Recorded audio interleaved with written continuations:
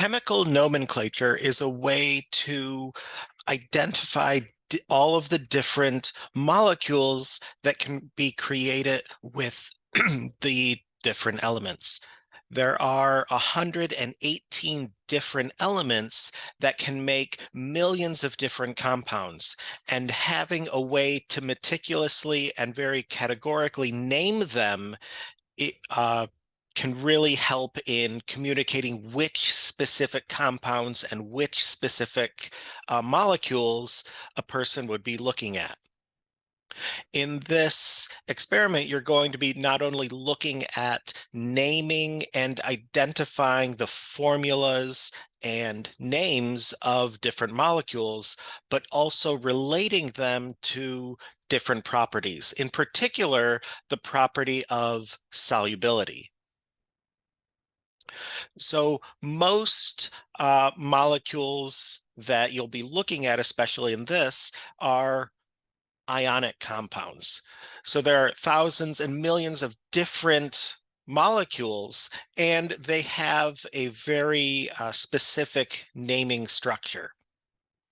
So in most of the compounds dealt with in this course, these are ionic compounds or different metal, non-metal compounds. Standard naming would be that you have the metal name first, followed by the non-metal with the suffix IDE, "ide." So in this case, magnesium and chlorine, MgCl2, would have the name magnesium chloride.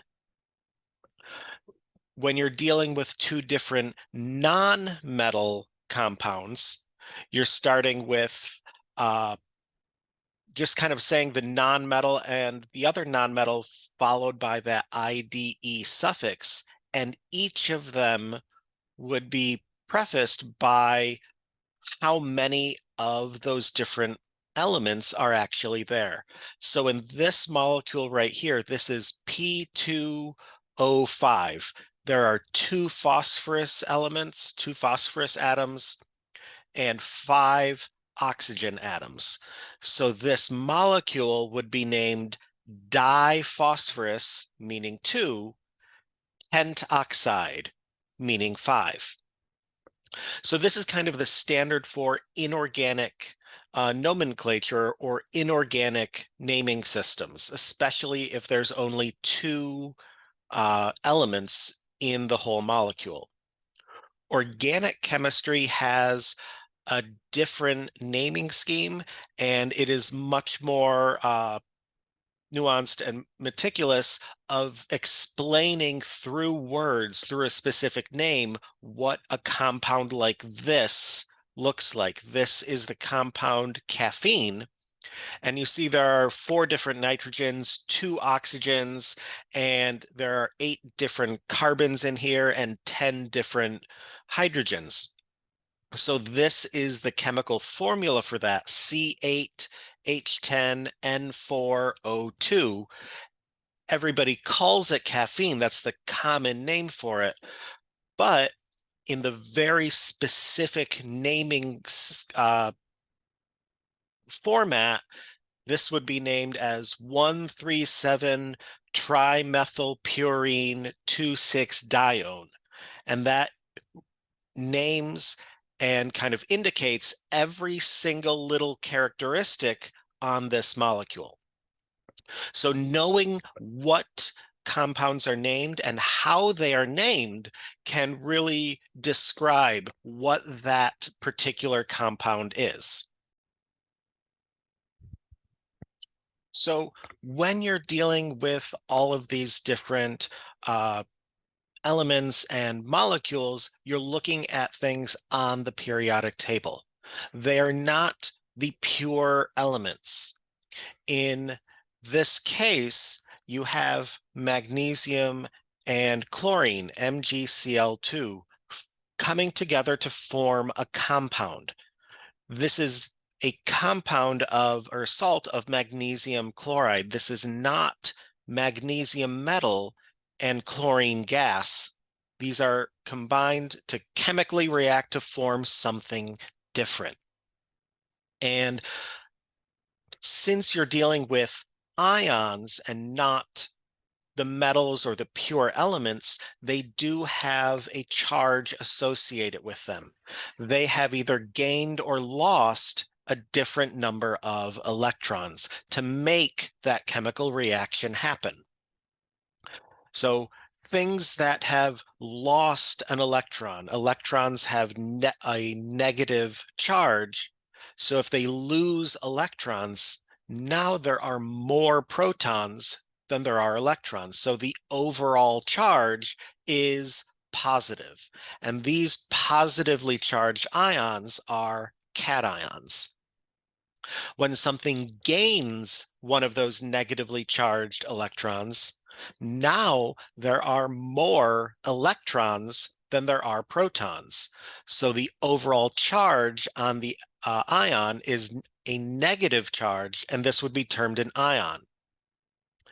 Typically, metal elements lose electrons, and their ion form is a cation, a positively charged cation, and nonmetals gain electrons. So their ionic form is a negatively charged ion. And exactly how many electrons that element could gain or lose really depends on the number of valence electrons and its position in the periodic table. So with things like the alkali metals, right here in this first column, lithium, sodium, potassium, these are all very, very reactive, and they all very easily lose that one electron. Going back, once you've lost that electron, it now reverts to a very stable electron configuration with all of the subshells completely filled. The same is true with the alkaline earth metals.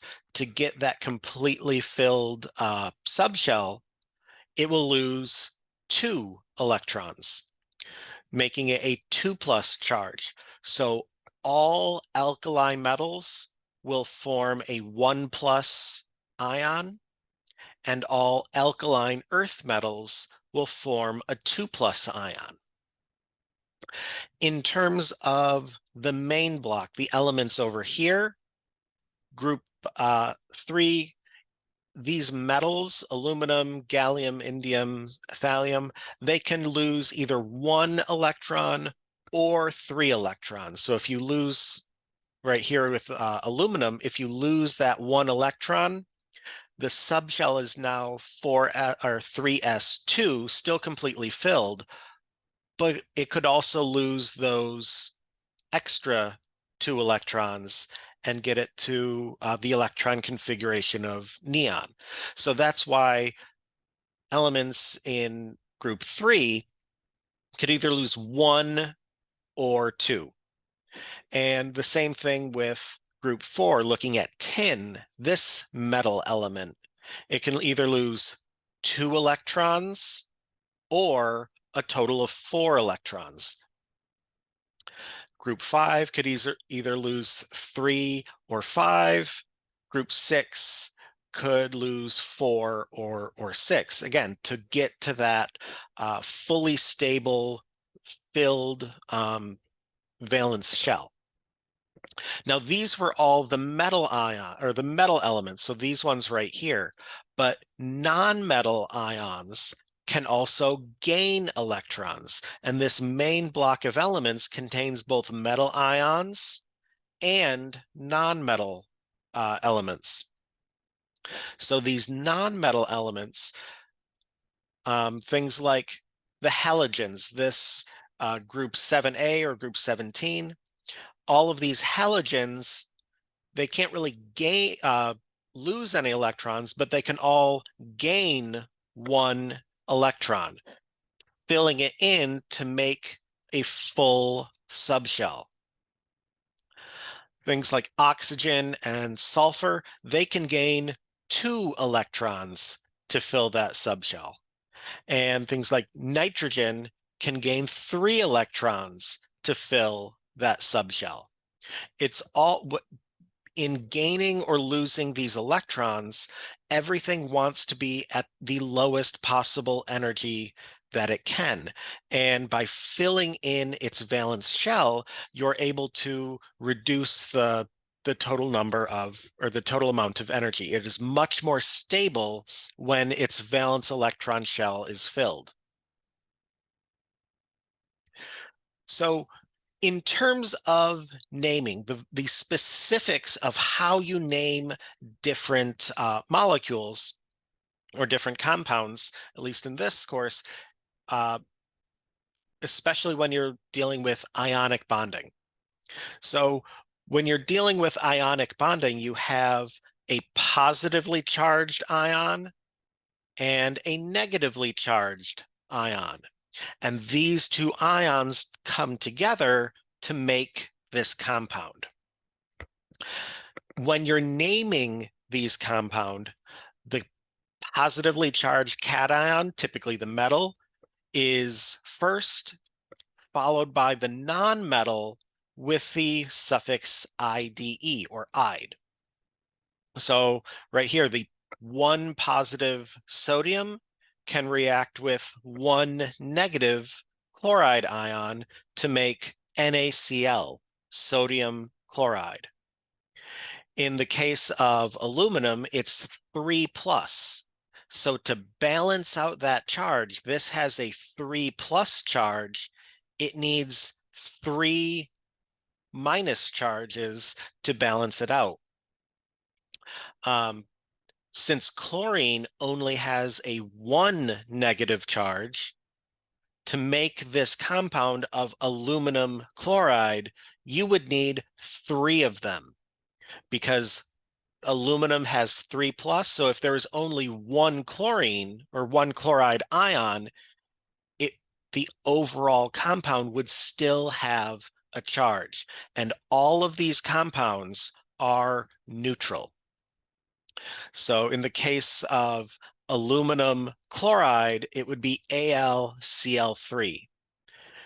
With magnesium and nitrogen, magnesium develops a 2 plus charge, nitrogen develops a 3 minus charge. So to balance that out, looking at the least common denominator, you'd need 3 magnesium ions and 2 nitrogen ions. This is to balance out these two compounds to make the magnesium nitride a neutral compound. So when you're trying to figure out what the element, or I'm sorry, what the compound formula is, you really are looking at those oxidation numbers. You really are looking on the charges, because how many negatives needs to cancel out with how many positives. The final compound is neutral. All of the positives cancel out all of the negatives, so the charge on these compounds is 0. Now, I had mentioned a little bit earlier of what about when it's a nonmetal and a nonmetal. So both of these, two of these nonmetals can combine, and these typically occur through covalent bonding, where electrons are shared between the two elements. And because of this, there's not the standardized, like, oh, magnesium always has a 2 plus charge, nitrogen always has a 3 minus charge, so magnesium nitride would always have this formula. Well, phosphorus and oxygen have different charges. They all have negative charges, so you're not balancing them through that. They are all bound covalently. So when naming these, you're looking to see how many of them are there. So in this case, you have a central atom and it is surrounded by the different terminal atoms. So here in this case, I have 1 nitrogen and 3 iodines. The formula Ni3. This would be nitrogen triiodide, tri meaning 3. Carbon with 4 chlorines, that would be carbon tetrachloride. And if there are 2 phosphorus elements and 5 oxygens all together in one molecule, this would be diphosphorus pentoxide. And these are the different prefixes indicating in words how many of those different elements are there. Sometimes not always written, but sometimes. So mono would just mean 1, but all of the rest of these would always be indicated when there is a non-metal ion. So di, tri, tetra, penta, hexa, hepta, octa, nona, and deca. The one little thing, especially just for oxygen, it's difficult to enunciate it would be difficult to say or pronounce tetra oxide. So many times that would be the A and the O. The A is dropped. So it'd be tetroxide, pentoxide, hexoxide, things like that. But either way, you're looking at this central atom surrounded by a number of different other atoms, and every single one of them are indicated how many of them are there. Again, mono might not always be listed or specifically named in words, but the rest of them always will be. Diphosphorus pentoxide, 2 phosphorus atoms, 5 oxygen atoms. So many of these compounds, so what I was just kind of going over in these past 2 slides are binary compounds, where you have 2 different elements of varying amounts combined to make one molecule. So sodium and chlorine, magnesium and nitrogen, phosphorus and oxygen. But in chemistry, as you saw earlier here, this larger compound has 4 different elements to make caffeine. Or there are things that have many, many different elements just to make one molecule. And in some of those, these would be polyatomic ions. So a polyatomic ion is a group of elements that are covalently bound together to make its own ion. And when things are dissolving, like a salt dissolves, so sodium chloride, when it dissolves, it forms into these ions. So ionic compounds, when they dissolve, they separate into their separate ions. So sodium ions and chloride ions. Covalently bound things do not break apart in water. So carbon tetrachloride would not dissolve in water. It would not break apart into carbon and chlorine. It would stay together. And polyatomic ions are covalently bound nonmetals that, and sometimes a metal, but covalently bonded together so water does not break them apart. And these are kind of some of the common polyatomic ions and polyatomic names. So these are things that should be known, things that you should know throughout the course and might be expected to know later on, especially in lecture exams or quizzes. You would be expected to know that nitrate is NO3 minus, or that carbonate is CO3 2 minus. Many of these are involving oxygen. So these have kind of a standardized naming system. The standardized naming system for these oxygen rich or these oxygen type polyatomic ions typically is shown with chlorate.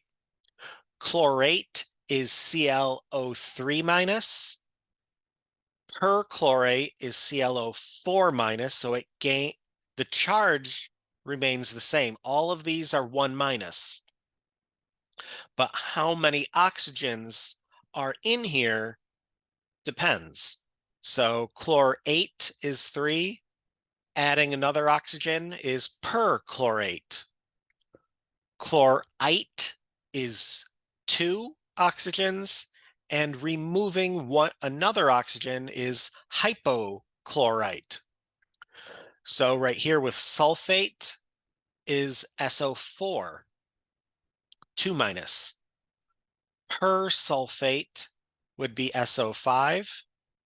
Sulfite would be SO3, and hyposulfite would be SO2. And same with nitrate. The pernitrate would be NO4. Nitrite would be NO2. And hyponitrite would just be NO. All of these would have a 1 minus charge. So when these covalently bound polyatomic ions ionically bond with a positive metal or a positive cation, these polyatomics are listed last. So aluminum with its 3+ charge can bind with 3 separate nitrates. And all of these nitrates here are in parentheses. So there is 1 aluminum and there are 3 sets of NO3. Potassium permanganate. Potassium was a 1+ charge. Permanganate, MnO4 minus, is just a 1 minus charge. Calcium phosphate, ammonium hydroxide, or something like this. Ferrous ammonium sulfate. Ferrous is iron 2+, ammonium is NH4+. There are 2 of them. So now there is 1 2+ iron, 2 single plus ammonium. So now this has a 4 positive charge. So you'd need 4 negative charges to balance that out. And sulfate has a 2 minus charge, so you'd need 2 of them. So as you're working through this, when you're going through and looking at many of the different names, many of the different formulas, a lot of them will be polyatomic ions. And when you're writing the formula, if there is more than one of the polyatomic ions, that whole grouping of elements, that whole ion grouping needs to be in parentheses. So that way you're indicating that you have 3 of this whole group.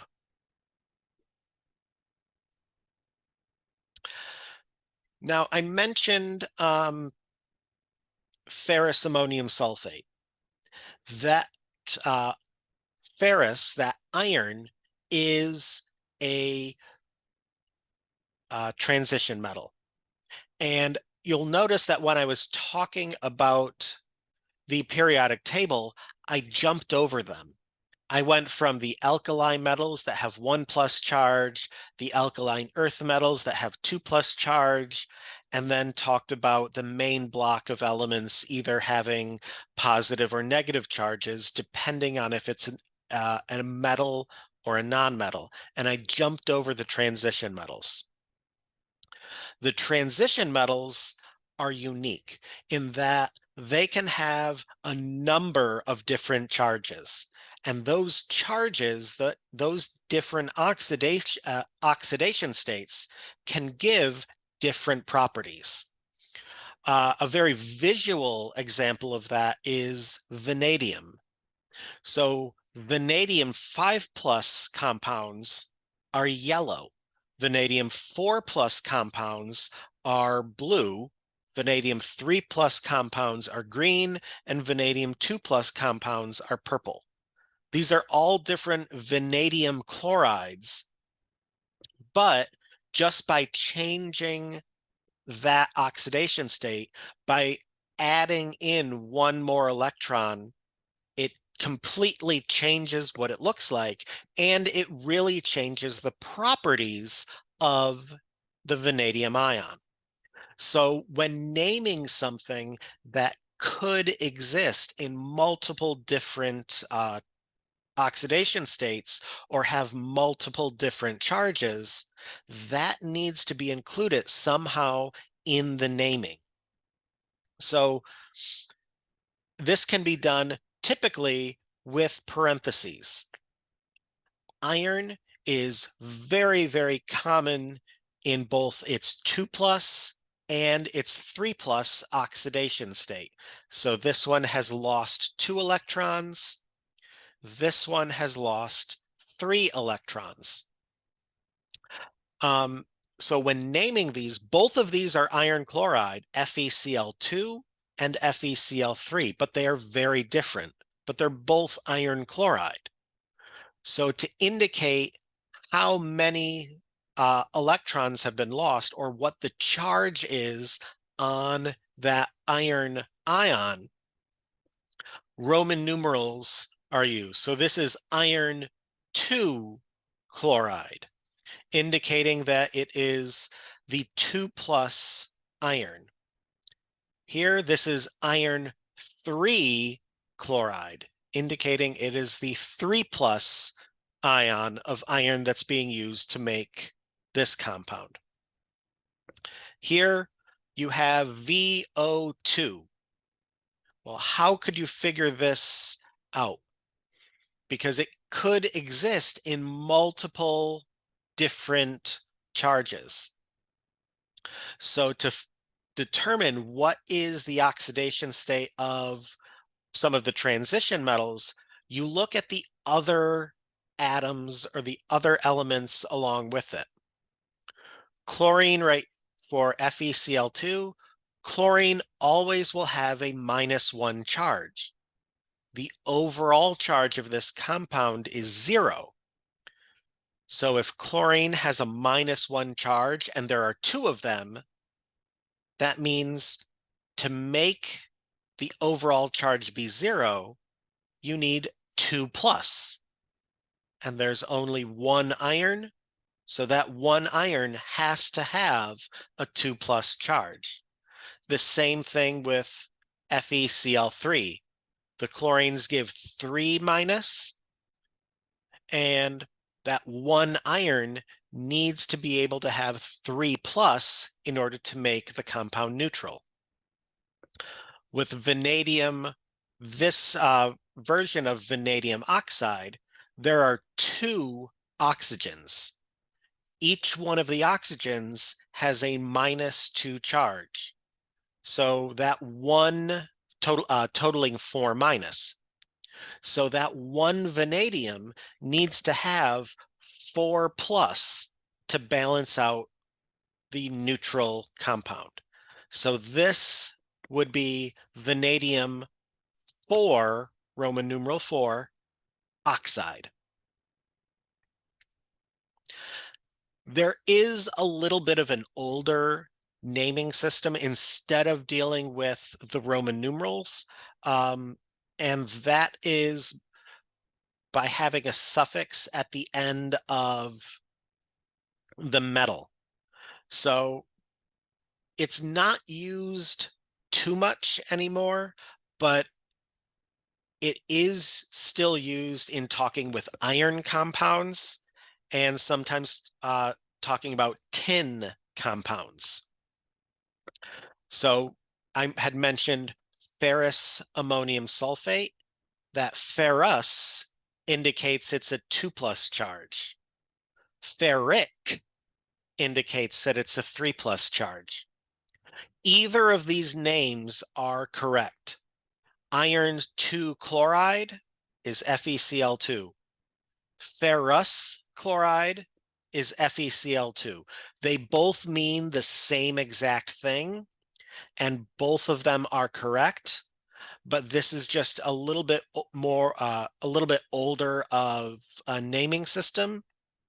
And like I said, it's not used extensively anymore, but it still is used a bit, quite a bit, in particular with iron compounds, ferrous and ferric, either iron 2 or iron 3. And you can see some of the other ones that I have here, things like for copper, cuprous or cupric, cobaltus or cobaltic, tin with the atomic symbol SN, stannous or stannic, and lead with the atomic symbol Pb, plumbus or plumbic. Now, both of these are correct. If you're naming something, if you have to name something in the report or on a quiz or on an exam, both of these are correct because they mean the same thing. I just wanted to point these out if these ever did show up. And especially, as I mentioned, dealing with iron compounds, they probably will. So once you have something named, you really need to determine, well, you have its name, you're probably going to be doing something with that compound.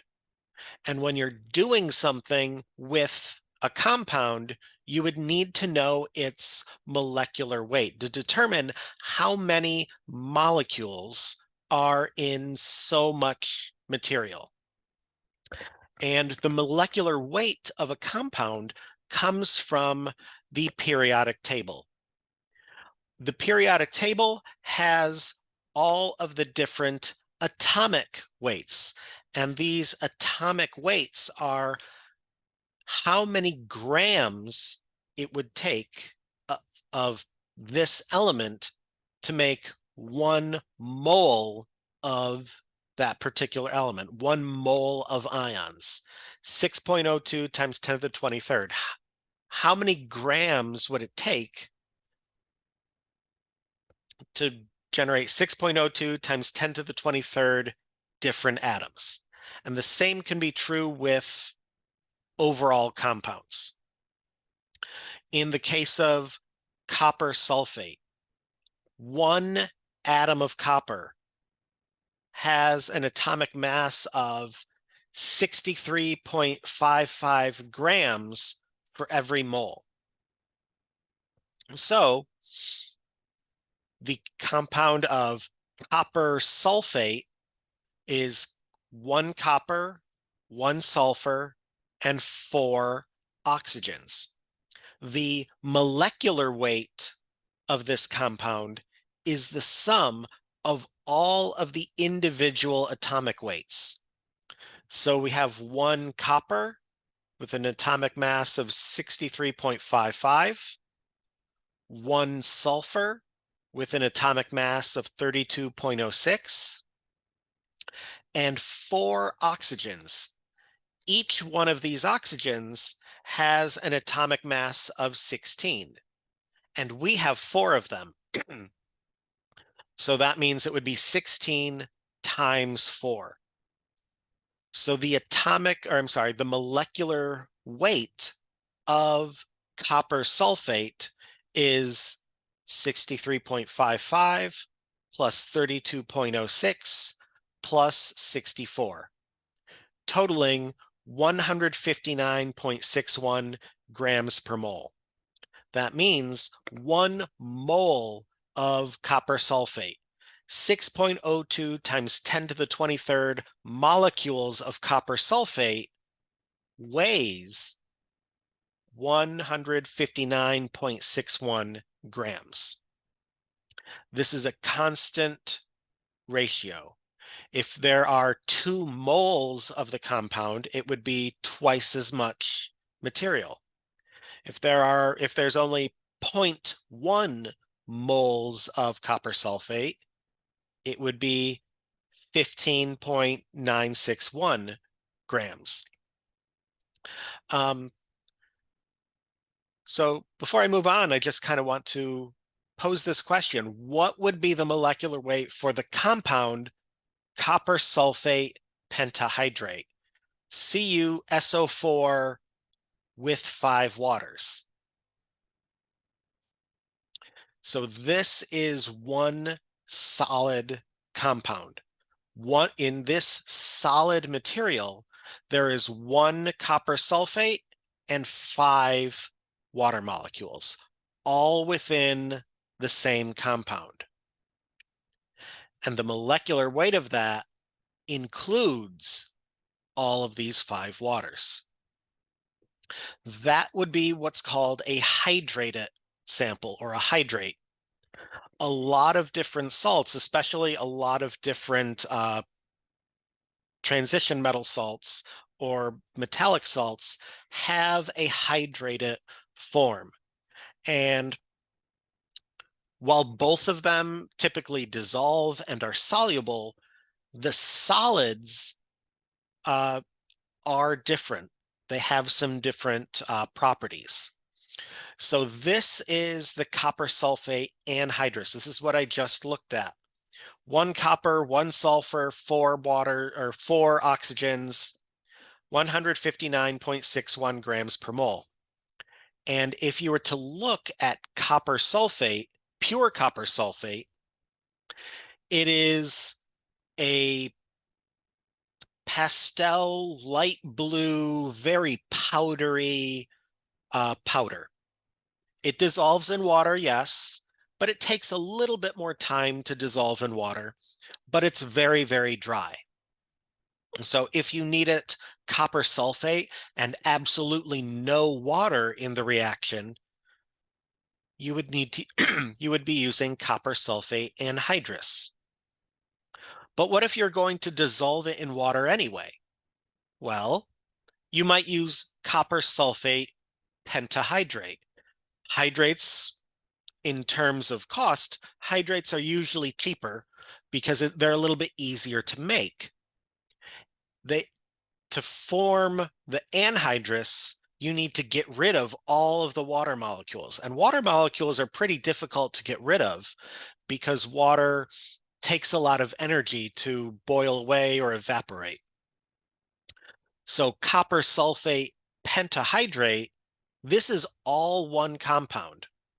And inside this solid compound, for every 1 copper sulfate, there are 5 water molecules.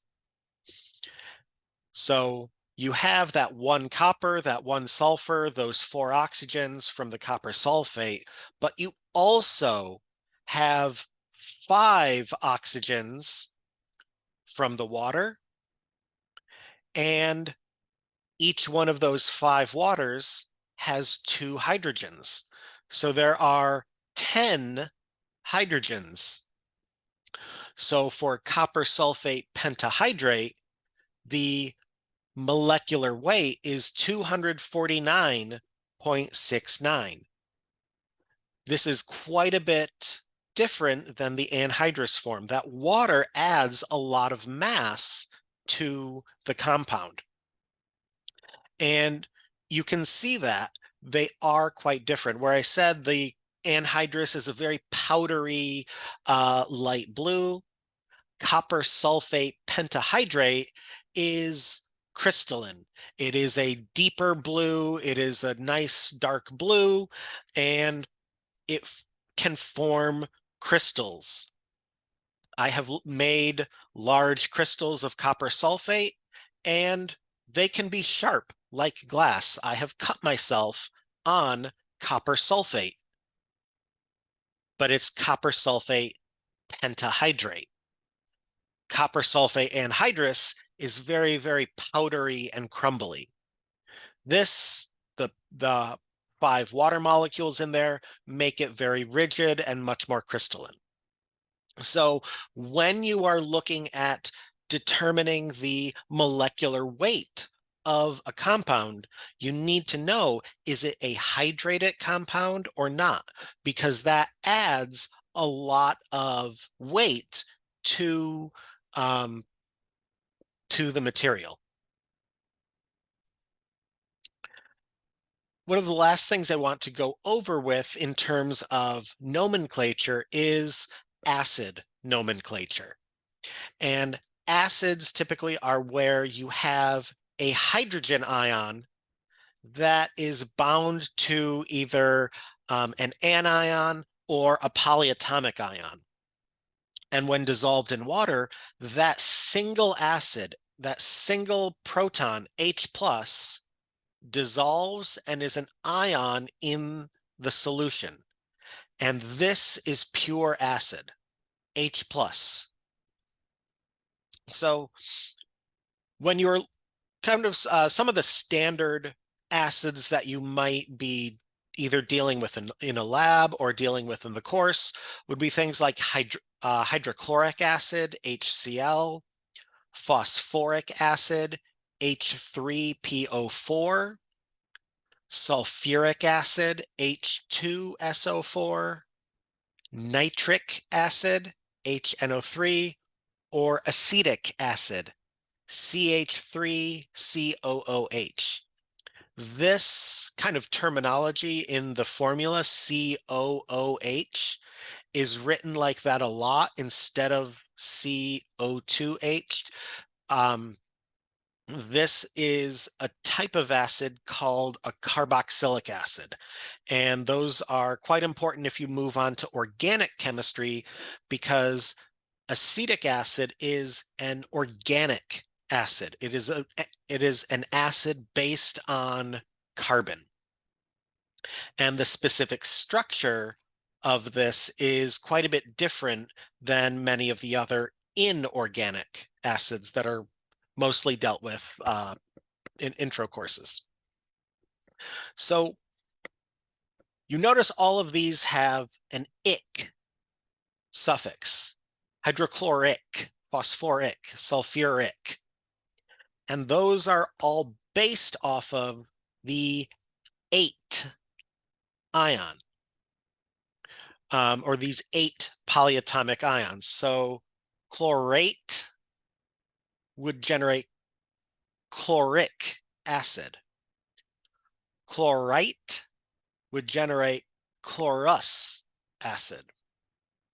And then those prefixes are the same. So perchlorate would generate perchloric acid, and hypochlorite would generate hypochlorous acid. And then losing all of the oxygens altogether to just have chloride would be hydrochloric acid. So all of the 8 suffixes the 8 suffixes in terms of the polyatomics transition into an ic, and with the word acid after it. So in general, that's kind of how most acids are named. Hydrochloric, hydroiodic if it was iodine, hydrobromic if it was a bromine. Chlorate generates chloric acid. Nitrate generates nitric acid. Chromic acid would have an anion of, if this is chromic, The anion would be chromate. So it's just kind of switching those suffixes. In terms of bases, most of the common bases are sodium hydroxide and potassium hydroxide. So when you're looking at acids and bases, in terms of the formula, the H is typically always first. All of these are ionizable. These are all hydrogens that will break off into H plus and float away in solution. And with bases,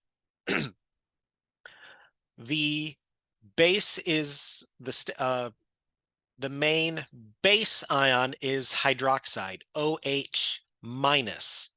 So pretty much all of the bases are hydroxides, sodium hydroxide, potassium hydroxide. One common base is ammonia, NH3. Pure ammonia, NH3, is a gas. But if you were to bubble that gas through some water, it interacts with the water molecules. And now it is a solution of ammonia. The ammonia dissolved in water, but that solution has the properties of ammonium hydroxide. So even though it's NH3, you could also detect NH4 plus ions and OH minus ions. So that's why in labs and in naming, aqueous ammonia and ammonium hydroxide are used pretty interchangeably. They are exactly the same thing. NH3 aqueous is the same thing as NH4OH, because that aqueous NH3 is reacting a bit with the water. So now that you're looking at, went over those different ways of naming the different molecules and the different polyatomics, right, and recognizing their formula, now you'd go into the actual activity for the lab itself.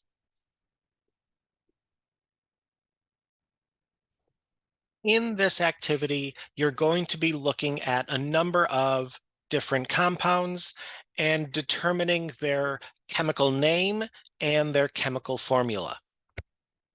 There are 25 different compounds listed. Half of them, you're given the chemical name and you're going to be indicating what is the chemical formula. The other half, you're given the chemical formula and you're indicating what is the chemical name. In all of these compounds, however, you're going to be looking up what is the solubility using the Wikipedia solubility table. Most of the compounds are in this solubility table. However, there might be a few that are not on the table itself, but are on the main chemicals Wikipedia page. So, for example, this first compound, cupric acetate monohydrate. So this is cupric, meaning copper 2+, acetate. Acetate is a 1- polyatomic ion, and monohydrate. This is a hydrated sample with one water molecule. So this is the formula, copper, and then the polyatomic ion acetate, because it is 1- and the copper cupric is 2+, I'm going to need 2 acetates. So in parentheses, there is the acetate ion, and I need 2 of those whole ions and 1 water. copper acetate monohydrate. So now that I know the chemical formula, I need to see what is the color and what is the solubility. And is this soluble? So on the Wikipedia table, you can see all of these numbers. There are lots of different compounds on this solubility table, and all of these values are listed in grams per 100 milliliters. This is the unit, grams per 100 milliliters. So I'm trying to look up cupric acetate monohydrate. For all of the hydrate samples, you can just give what the solubility is for the main compound, just for the copper acetate. It might not have, especially on the Wikipedia table, it might not have all of the hydrates specific solubilities. So copper acetate, copper 2 acetate. So copper 1 thiocyanate, copper 2 bromide. So this compound, this very first compound, is not on the actual main solubility table. So you can search for it. Copper acetate, copper 2 acetate. You see here, this is a picture of that color. It is kind of a teal, greenish, blue color. So now I have the color.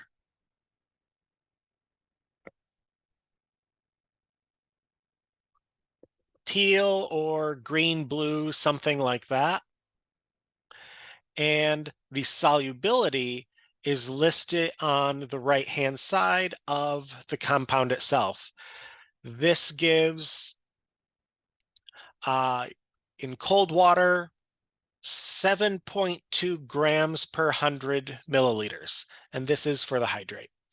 So you can either write either of these values, but typically for the cold water, that's about 20 degrees. So 7.2 grams per 100 milliliters. So the solubility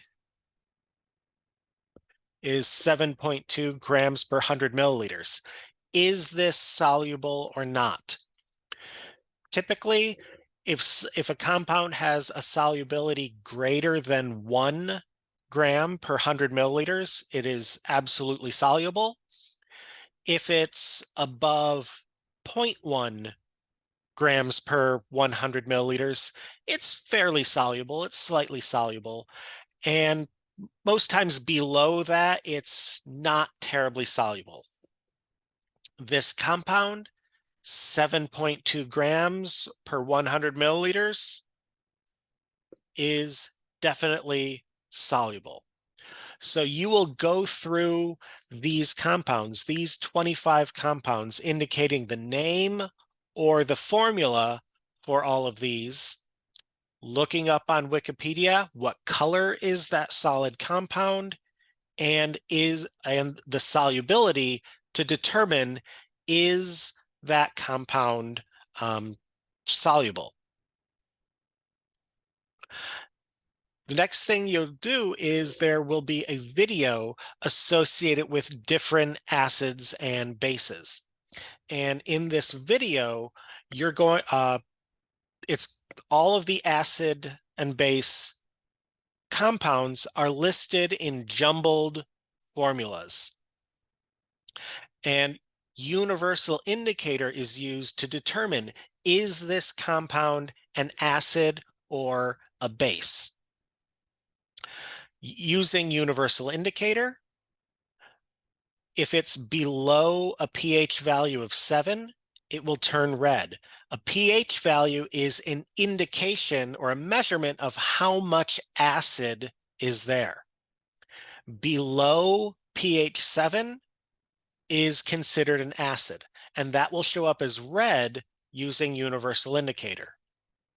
Above pH 7 is a base, and this will appear as a blue or purple color using the pH indicator.